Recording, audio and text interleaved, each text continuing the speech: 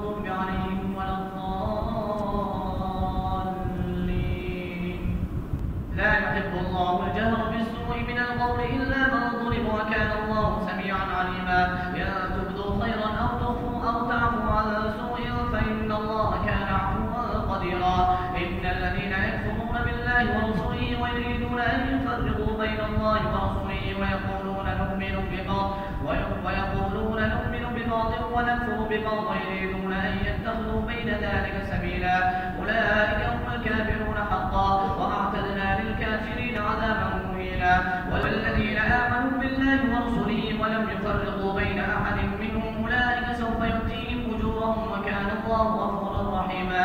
أسألك أهل الكتاب أن تنزل عليهم كتابا من السماء فقد سألوا موسى أكبر من ذلك فقالوا أرنا الله جهرة فأخذتهم الصاعقة بظلمهم ثم اتخذوا العجل من بعد ما جاءتهم البينات فعفونا عن ذلك وآتينا موسى سلطانا مبينا.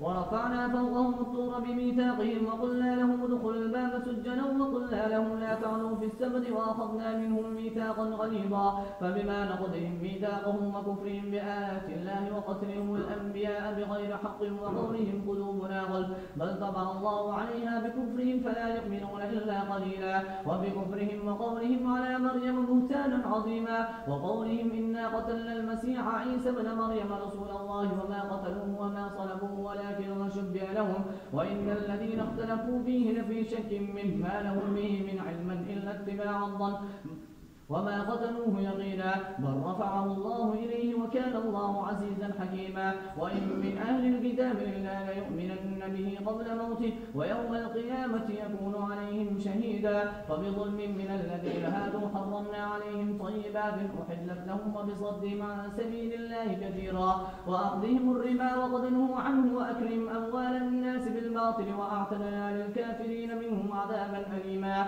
لكن الراسخون في العلم منهم والمؤمنون يؤمنون بما أنزل إليك وما أنزل من قبلك والمقيمين الصلاة والمؤتون الزكاة والمؤمنون بالله واليوم الآخر أولئك سنؤتيهم أجرا عظيما. الله أكبر. الحمد لله رب العالمين الرحمن الرحيم مالك يوم الدين إياك نعبد وإياك نستعين اهدنا الصراط المستقيم صراط الذين أنعمت عليهم غير المغضوب عليهم ولا الضالين.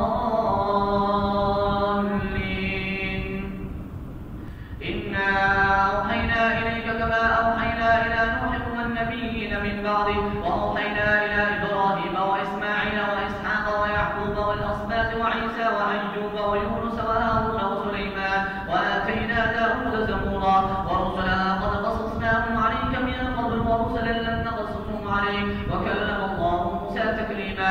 رسلا مبشرين ومنذرين لئلا يكون للناس على الله حجة بعد الرسل وكان الله عزيزا حكيما. لكن الله يشهد بما أنزل إليك أنزله بعلمه والملائكة يشهدون وكفى بالله شهيدا.